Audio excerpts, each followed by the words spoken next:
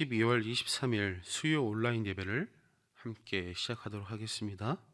다 함께 기도하시겠습니다. 사랑하는 하나님, 코끝이 시린 겨울에 아기 예수님을 기다리며 오늘 수요 기도회로 함께 모입니다. 비록 코로나 바이러스로 모이기 어렵지만 각자의 자리에서 각자의 처소에서 함께 예배드리는 우리 성도님들 언제나 지켜주시고 우리에게 사랑으로 또 빛으로 오신 예수님을 우리가 기대하며 기다리며 나아가는 귀한 날이 되게 성령님 언제나 함께하여 주세요. 예수님의 이름으로 기도합니다. 아멘. 마태복음 2장 8절에서 11절의 말씀입니다. 같이 찾으셨으면 한 목소리로 합독하시도록 하겠습니다. 베들레헴으로 보내며 이르되 가서 아기에 대하여 자세히 알아보고 찾거든 내게 고하여 나도 가서 그에게 경배하게 하라. 박사들이 왕의 말을 듣고 갈새 동방에서 보던 그 별이 문득 앞서 인도하여 가다가 아기 있는 곳에 곳 위에 머물러 서 있는지라. 그들이 별을 보고 매우 크게 기뻐하더라. 집에 들어가 아기와 그의 어머니 마리아가 함께 있는 것을 보고 엎드려 아기께 경배하고 보배압을 열어 황금과 유황과 모략을 예물로 드리니라. 아멘. 오늘 즐겁게 예수님을 섬기는 날이라는 제목으로 함께 하나님의 말씀을 나눠보겠습니다. 참 애매한 분위기에 이 12월은 처음 경험하는 것 같습니다. 지금 시기이면은 교회가 좀 바쁘게 돌아가야 될 상황입니다. 성탄 발표도 준비하고 북적북적 행사를 준비하며 연말을 결산하고 한참 바쁠 테인데 성탄을 기다리며 조금 쓸쓸한 마음이 생기는 것이 사실입니다. 그러던 중 이러한 쓸쓸한 마음을 갖던 중에 어떤 마음으로 이 성탄을 조금 준비하면 좋을까라는 생각을 해 보았습니다. 올해를 돌아보며 내가 언제 가장 기뻤고 또 언제 또 가장 내가 이 자랑할 만한 일들이 많이 있었을까라고 생각해 보았는데 좀 기쁘고 좀 자랑할 만한 내용들은 좀 별로 기억에 남지 않는 것 같습니다. 그러던 중에 그러면은 내가 기쁜 날 말고 다른 사람이 기쁜 날은 또 무엇이 있었는가라고 생각을 해보니까 또 좋은 소식도 들은 기억이 많이 없었던 한 해였던 것 같습니다. 그러던 중에 생각나는 두 사건이 있었습니다. 첫 번째 사건은 저에게 조카가 생긴 것이었습니다. 저희 누나와 뭐 그렇게 나쁜 사이도 또 좋은 사이도 그런 남매의 그런 사이인데 이 조카가 태어나니 너무나도 기뻐서 매일매일 저희 누나에게 연락을 합니다. 잘 받아주진 않는데 그럼에도 매일 누나 전화 좀 해줘, 애기들이랑 영상 통화해줘 하면서 이 아이들의 얼굴을 보여달라고 맨날 구걸을 하는 그런 기쁜 소식도 있었습니다. 또 하나는 제가 6월 달에 문자를 받은 기억이 있습니다.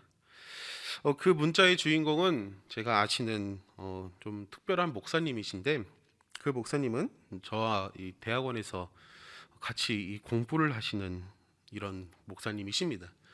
그분은 이 천문학을 공부하셔서 학생들을 가르치는 과학자 또 목사님이셨습니다. 그 교수이셨습니다. 또 제가 뭐 이 과학은 잘 모르지만 이 과학자들이 이 신앙을 갖는 거 말고 이 신학을 공부하면은 이러한 문학적인 이런 특성들의 뭐 이렇게 충돌이 있다고 합니다. 저는 뭐 과학을 잘 몰라서 있는지 뭐 그렇게 크게 문제가 될 것 같지는 않은데 그 목사님 말로도 뭐 정말 내가 하나님 믿는 것은 예수님 믿는 것은 은혜라고 얘기할 정도로 그러한 충돌들이 있는 것 같습니다. 그러던 중 이 목사님께서 기도 응답을 받으셔서 정말 뭐 신학 공부도 하시고 목사 안수를 받으시고 더 공부하기 위해서 학교에 오셨다라는 그러한 간증들을 들으면서 정말 훌륭하신 분이다 라고 생각했습니다. 사실 저보다 연세도 많고 지식적인 이런 수준이 달라서 저와 뭐 많은 대화를 하고 친하다라고는 이야기는 못하겠지만 갑자기 6월 21일 날 저에게 문자 세 통이 왔습니다. 처음에는 저에게 잘못 보낸, 저랑 이름이 비슷한 사람에게 문자를 잘못 보낸 줄 알았습니다.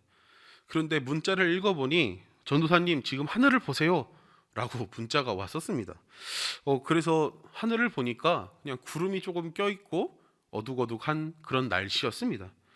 왜 그러실까 하고서 문자들을 쭉 읽어보고 사진들을 보내주신 것을 쭉 보니까 그 문자에는 이런 내용이 적혀 있었습니다. 몇 년 만에 찾아온 일식입니다. 여기서 일식이 개기 일식인 것 같아요. 저는 일식이 무엇인지 몰라서 태양을 가리고 그런 것들이 일식인 것 같습니다. 그런 내용들을 쭉 쓰시면서 사진과 동영상을 찍어서 저에게 정말 긴 문자를 보내주셨던 내용들이 생각났습니다.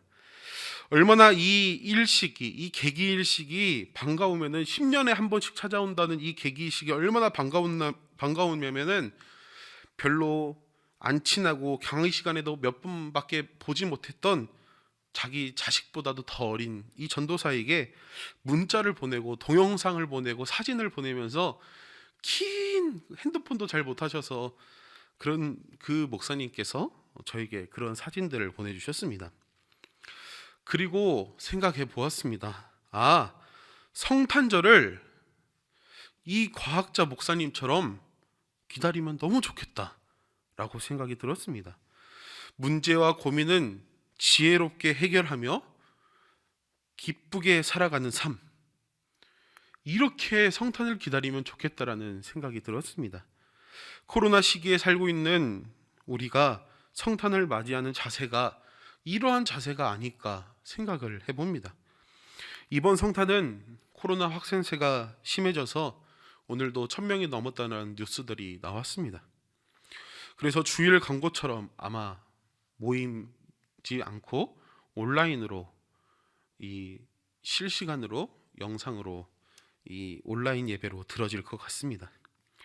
그렇다고 해서 우리는 우울해하면 안 됩니다. 문제는 지혜롭게 해결해야 됩니다.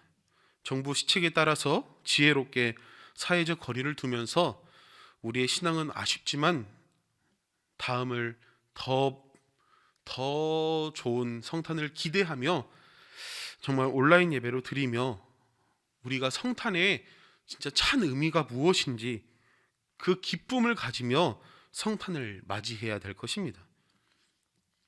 집에 트리를 만들어 놓거나 정부 시책에 따라서 5인 이하로 모여서 거리두기를 시행하며 파티를 한다든지 하는 방법도 기쁨의 성탄이 될 수도 있을 것입니다. 하지만 크리스마스의 의미를 잘 생각하고 잊지 않는 것, 그 기쁨을 누리는 것, 그것이 진정한 이 성탄을 맞이하는 자세가 아닐까 생각을 해봅니다. 어떤 분은 이 메리 크리스마스라고 이 성탄에 인사하면 안 된다라고 이야기하신 분들도 제가 보았습니다. 야, 메리 크리스마스가 아니라 성탄절이라고 해야지 라고 얘기하신 분들도 제가 몇 분 본 적이 있습니다. 저희 여기 화면 뒤에 보면은 영어로 멋있게 메리 크리스마스라고 적혀 있습니다. 그리고 여기 자막에는 메리 띄고 크리스 띄고 마스라고 제가 적어 놓았습니다. 사실은 오늘 말씀을 시작하면서 크리스 띄고 마스는 일부러 띄워놓은 겁니다. 이 단어를 좀 설명하기 위해서 제가 이 단어를 적어 보았습니다. 메리라는 말은 어떤 사람이 결혼하는 거 아니냐고 하지만 메리는 즐거운이라는 의미를 가지고 있습니다. 알파벳이 MA가 아니라 M이죠. MERRY 해가지고 이 메리는 즐거움이라는 뜻을 갖고 있습니다. 그리고 이 크라이스트는 그리스도, 예수 그리스도를 의미하고 있는 단어입니다. 여기까지는 우리들이 잘 알고 있는 단어일 것입니다. 그렇다면은 이 마스라는 단어는 무엇일까요? 이 마스라는 단어는 사실 우리 개신교, 개혁교회에서는 이 마스라는 단어가 조금 어색할 수도 있습니다. 그런데 미사라고 하면은 조금 알아듣는 분들도 이 단어에 대해서 아시는 분들도 계실 것입니다. 우리는 종종 이렇게 예배라고 모임, 예배라고 표현을 합니다. 그런데 예배를 가톨릭에서는 이 미사, MAS, 저기는 마스라고 써 있는데 뒤에 S가 하나 더 붙는 미사라고 표현을 합니다. 우리의 예배의 개념과 같은 거죠. 또 뭐 우리는 예배, 뭐 또 가톨릭 미사라고도 얘기하지만 또 채플이라는 단어로 이 예배의 단어를 사용하기도 합니다. 이 채플은 큰 영광을 하나님께 올려드린다라는 이 의미로 이 예배의 단어들을 이렇게 사용하고 있습니다. 그러면 또 그러면 저 마스가 저렇게 생겼으니까 또 이러한 단어, 이러한 표식들을 본 적이 있으실 것입니다. 마스가 예배라고 했으니까 앞에 S가 붙으면은 X자가 붙으면은 예배를 드리면 안 된다라는 뜻이 아닐까라는 생각을 하시는 분들도 있을 것입니다. 그런데 여기에서 X는 영어가 아닙니다. 여기에서 X는 헬라어 크리스토스를 첫 번째 글자의 앞자를 따와서 X, 예수님께 예배 드리는 날을 저렇게 표현한 것입니다. 정말 알아두면 좋은 상식인 것 같습니다. 이 메리 크리스마스 또 저 엑스 마스는 어떤 의미를 가지고 있냐면은 바로 즐겁게 예수님께 드리는 예배라는 의미를 가지고 있습니다. 크리스마스는 뭐 상업적으로 이야기하는 거고 성탄은 교회적으로 이야기하는 것이다 라고 하는 것이 아니라 이 모든 단어들이 전부 다 즐겁게 예수님을 예배드리고 섬기는 단어들입니다. 그리고 우리가 노엘이라는 말은 프랑스어로 예수님의 탄생을 축하하는 이야기입니다. 그렇다면은 우리는 항상 예수님을 믿든 안 믿든 교회를 다니든 안 다니든 메리 크리스마스라고 말하는데 교회 다니는 우리는 그러면 어떠한 즐거운 예수님께 예배를 또 즐겁게 예수님을 어떻게 섬겨야 될 것일까요?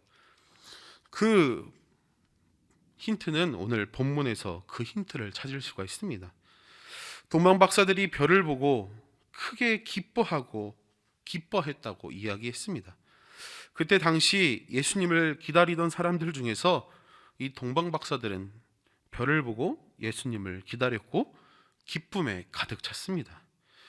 2000년이 지간 지금 무엇으로 그렇다면 우리는 기다려야 될까요? 다 함께 요한복음 1장 14절을 함께 읽어보시도록 하겠습니다. 말씀이 육신이 되어 우리 가운데 거하심에 우리가 그의 영광을 보니 아버지의 독생자의 영광이요 은혜와 진리가 충만하더라. 아멘. 우리는 매년 이 성탄을 기다리며 매년 즐거운 성탄을 위해서 행사를 했고 매년 칸타타를 준비하고 찬양과 율동을 준비했습니다. 아이들에게 성탄절이 무엇이니? 라고 물어보니까 선물 받는 거요. 또 어떤 한 아이는 저에게 이런 대답도 해주었습니다.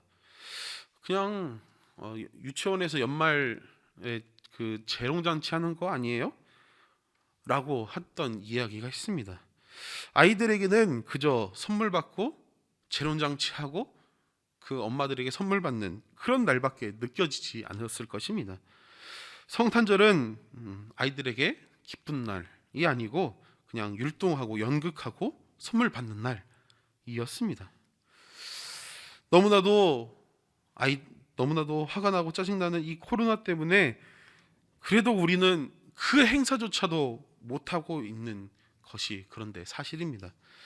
그런데 잘 생각해 보면은 그러한 행사들을 매년 해왔던 그 행사들을 잠시 내려놓고 진정한 성탄, 진정한 즐거운 성탄이 진정한 크리스마스가 무엇인지 한번 생각해보는 그런 은혜가 있는 날이 이 코로나 시기에 하나님이 주신 은혜가 아닐까 생각해 봅니다. 말씀이 육신이 되었다라는 오늘 요한복음 1장 14절의 말씀은 사실 이 목사님이 이 수요 기도회 때 이 사도신경 해설에도 말씀하신 것처럼, 이단들은, 또 예수님을 제대로 믿지 않는 사람들은 고백할 수 없는 말이 말씀이 육신이 되었다라는 말입니다. 이 말씀이라는 말은 이 로고스라는 원어의 뜻을 가지고 있습니다. 이 헬라인들은 이 로고스의 뜻을 우주를 이 전 세계 우주를 다스리는 원리라는 뜻으로 사용하였습니다. 그리고 세월이 흘러서 이 유대인들은 이 로고스를 우주를 다스리는 하나님의 말씀, 또 율법으로 이 로고스를 이해하고 이야기했습니다. 말씀이 육신이 되었다라는 의미는 2000년 전에 단순히 아기가 그냥 태어났다라는 의미가 아닙니다. 당시의 시대에는 이 육신은 이 살과 피로 이루어져 있다고 생각했습니다. 그리고 육신은 하나님을 떠난 존재라고 생각했던 것이 그때 당시에 주된 철학적인 사고였습니다. 이 고린도 후서 5장 6절 말씀을 읽어보면 이렇습니다. 그러므로 우리가 항상 담대하여 몸으로 있을 때에는 주와 따로 있는 줄을 아노니. 이 고린도 후서 5장 6절 말씀을 전체적인 말씀의 포인트는, 이 고린도 후서 5장의 주된 포인트는 이 6절 말씀은 아니지만, 그때 당시 이 철학적인 사고는 하나님을 떠난 존재가 이 육신이라고 생각했습니다. 이 말씀이 육신이 되었다라는 것은 하나님의 말씀이 살과 피가 되고 하나님을 떠난 존재에 하나님으로 채워졌다라는 의미인데, 이 이야기는 아마 당시 헬라인들이 또 유대인들이 들었을 때는 아주 충격적인 이야기였을 것입니다. 하나님이 인간의 몸을 입고 이 땅 위에 오신 이 엄청난 사건이 이 성탄절이라는 것입니다. 이 성육신 사건이 사실 설교로 우리가 매년 듣고 매년 똑같은 행사를 매년 하면서 우리가 이 성육신 사건이 우리 마음에 그렇게 확 와닿지 않을 수도 있겠지만, 우리가 이것을 깊이 생각해 보면은 이 성육신 사건이 그냥 사건이 아닙니다. 출산을 할 때 산모가 겪는 이 스트레스와 힘듦을 우리는 이 출산에 초점을 두고 이야기합니다. 그런데 요즘에 최근에 연구들은 이 출산 시 아이가 받는 스트레스에 대해서 최근 근현대를 지나면서 이 출산 시 아이가 받는 고통에 대해서 연구하기 시작하였습니다. 산모가 받는 그 고통과 스트레스가 더 어마어마하게 크지만 이 아이가 받는 스트레스도 아주 크다라는 연구 결과들이 계속 나오고 있습니다.